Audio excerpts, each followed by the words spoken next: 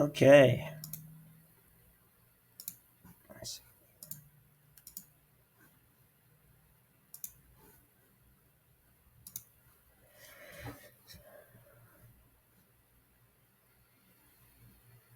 So, my name is Sam Bruner.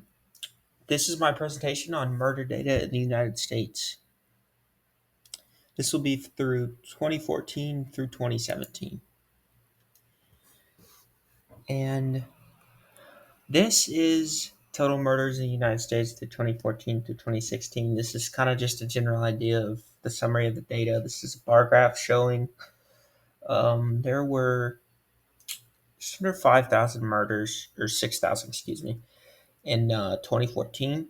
And 2015 saw a huge spike, and we'll get into why I think that is later.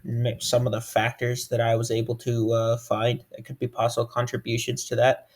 And then we dipped even below the 2014 number, which is good. You want to keep the murders down for sure. Um, so, actually, let's show this is the data, the spreadsheet data I was using for my project here. So I have the 2014, 2015 numbers, and here it's mapped out all the change in murders. So like you see here, there's city and state. You got Chicago, Houston, Texas, down here, 2014, and then uh, you've got all the numbers comparisons. We go to 2015 and 2016. There's a date and the source for where each of this information comes from, and then that is a link to the source. And then here we got the charts from both years. Now this is a pivot table I made. That's a summary basically of every city for murder total that's included in the chart data. And this has a sum of the 2015 and some of 2014 murders. And it's basically comparing a grand total of each here. So there were actually more in 2015, of course, quite a bit more, over 1,000 more. And then, so that's just the chart graph, but we'll get to that. So going back to the presentation, um, that's the chart for total murders. So what I thought would be nice if we could look at for the top five states with the most murders through 2014 through 2016. And as you see, coming in at number one, just ever so slightly above Texas, is California. Then we have Texas. Then we have Illinois and Pennsylvania and Michigan. And one of the Pennsylvania is kind of interesting, but the thing you'll notice is that California, Texas, and Illinois, those are three of the biggest states in the country. Lots of big cities, uh, especially with California and Texas. It's cartel territory. There's a lot of drug related crimes that happen. Illinois, of course, has Chicago. It's a massive state. Pennsylvania and Michigan. Michigan's got Detroit. Detroit, very dangerous. Um, these are the five states with the least amount of murders. So at number one, you have Hawaii. Number five, Virginia, Alabama, Kansas, and Washington. And what you'll notice here is 2014 to 2016. Now, I'd venture to say that um, actually they'd probably stayed about the same. Talking about nowadays, Hawaii being the least, not very surprising there. Um, Now, here are some factors that I think are possibly leading to the increased murders. Um, and so, number one, I think the obviously the higher population states, as we saw with California, Illinois, Texas, they were in the top three.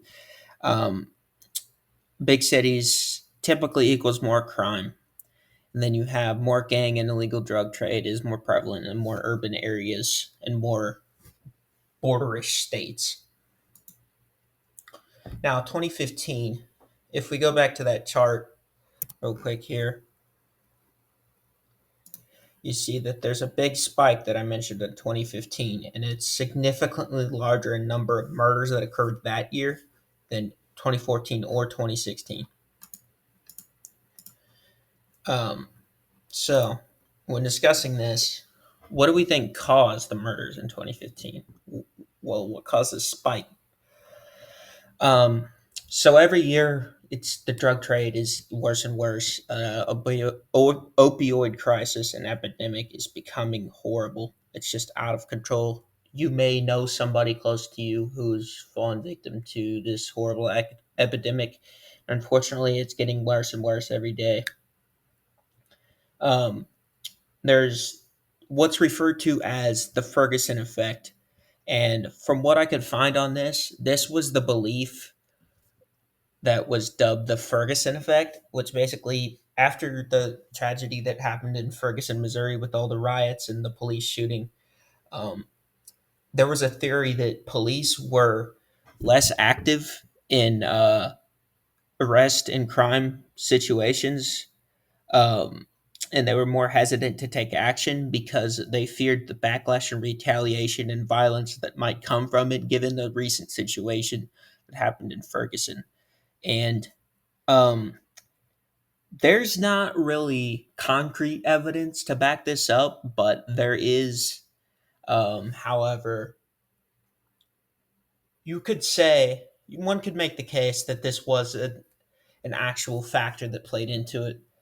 And of course, we always have socioeconomic factors. Now,